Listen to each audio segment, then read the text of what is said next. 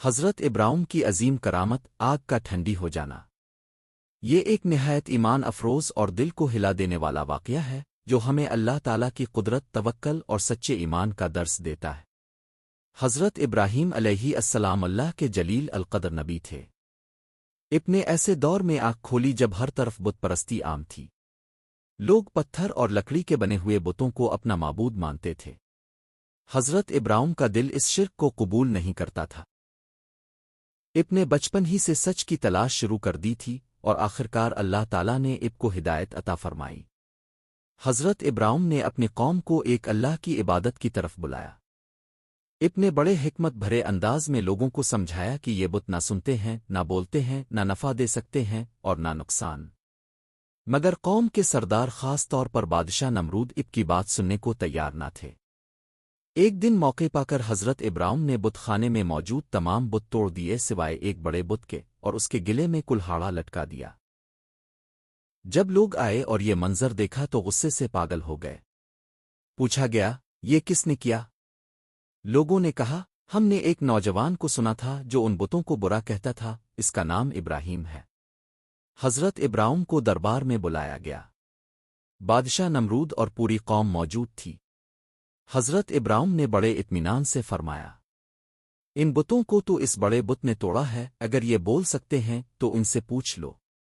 یہ سن کر سب لاجواب ہو گئے، مگر ضد اور تکبر نے انہیں حق قبول کرنے نہ دیا۔ انہوں نے فیصلہ کیا کہ حضرت ابراہیم کو سخت سزا دی جائے تاکہ کوئی اور حق کی بات کرنے کی جرت نہ کرے۔ حکم دیا گیا کہ ایک بہت بڑی آگ جلائی جائے۔ کئی دن تک لکڑیاں جمع کی گئیں۔ آگ اتنی شدید تھی کہ اس کے قریب جانا ممکن نہ تھا۔ آخرکار حضرت ابراہیم کو منجنیق کے ذریعے آگ میں پھینکنے کا فیصلہ کیا گیا۔ اس وقت حضرت ابراہیم کا اللہ پر ایسا کامل بھروسہ تھا کہ اب کے لبوں پر کوئی خوف نہ تھا۔ روایت میں آتا ہے کہ جب حضرت ابراہیم کو آگ میں پھینکا جا رہا تھا تو فرشتے مدد کے لیے آئے، مگر اب نے فرمایا، مجھے اپنے رب پر پورا بھروسہ ہے، وہی میرے لیے کافی ہے۔ اسی لمحے اللہ تعالیٰ نے آگ کو حکم دیا، اے آگ، ابراہیم پر ٹھنڈی اور سلامتی والی ہو جا۔ اللہ کے حکم سے آگ فوراً ٹھنڈی ہو گئی۔ نہ حضرت ابراہیم کو کوئی نقصان پہنچا، نہ کپڑوں پر اثر ہوا۔ آگ ایک باغ کی طرح بن گئی۔ کچھ دیر بعد جب لوگوں نے دیکھا تو حیرت سے ان کی آنکھیں کھلی کی کھلی رہ گئیں۔ حضرت ابراہیم بالکل سلامت آگ سے باہر تشریف لائے۔